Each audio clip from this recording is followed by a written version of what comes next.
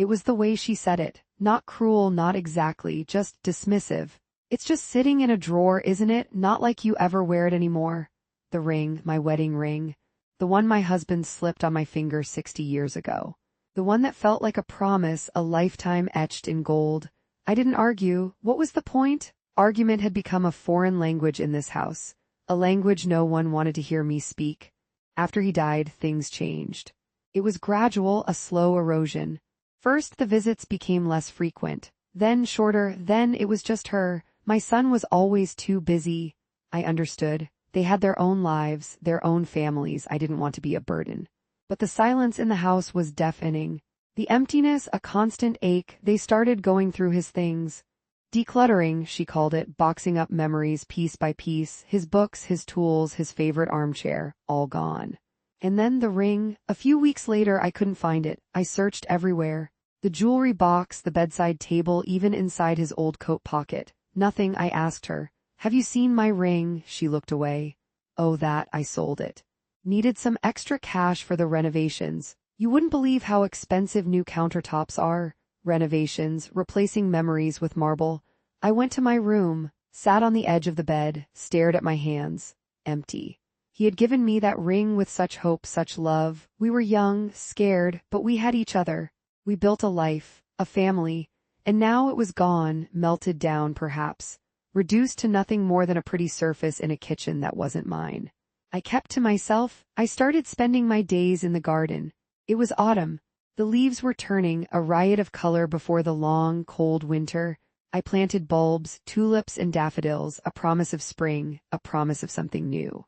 I started to read again, old favorites, books I hadn't touched in years. I remembered the pleasure of getting lost in a story, of forgetting the silence in the house. At night, I couldn't sleep. I would lie awake listening to the house creak and settle, thinking, remembering 60 years, a lifetime, and she sold it for countertops. I started going for walks, long walks, exploring the town, discovering streets I had never seen before. I found a small antique shop filled with forgotten treasures. One day I saw it, in the window, a small silver locket, delicate, intricate. It reminded me of him, of his quiet strength. I went inside and bought it. I didn't know what I would put inside, but I knew I had to have it. I started looking into things, finances, legal matters, things I had always left to him, things I should have known more about. I discovered a few things: a small savings account, a piece of land he had bought years ago, forgotten, until now. The land was worth something more than I thought. I made some calls, talked to some people, made some decisions. The will. It had been years since we updated it. It was time. I met with a lawyer, a kind woman. She listened patiently, asked questions, made notes. I changed everything. The house, it was going to be sold. The proceeds divided not between them, but between several charities. Charities that helped women, women who had been forgotten, women who had been discarded. The land, it was going to be used to build a small community center, a place for seniors, a place for connection, a place for hope. The locket, I put a tiny picture of him inside, a picture from our wedding day. Young, happy, full of dreams. I wrote a letter, a simple letter, explaining my decisions, explaining why I was leaving the house, leaving the life we had built. I left the letter on the kitchen table right next to the new countertops.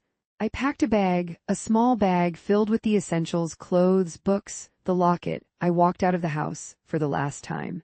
The garden was beautiful, the leaves were falling, the air was crisp. I took a deep breath and I kept walking. I moved into a small apartment overlooking the park. It was quiet, peaceful. I joined a book club, started painting classes, volunteered at the community center. I made new friends, laughed, danced, lived. She called, furious, accusations, demands, threats. I listened silently. When she was finished, I simply said, "He gave me that ring. It was mine to remember him with. You sold it for countertops." And then I sold the house.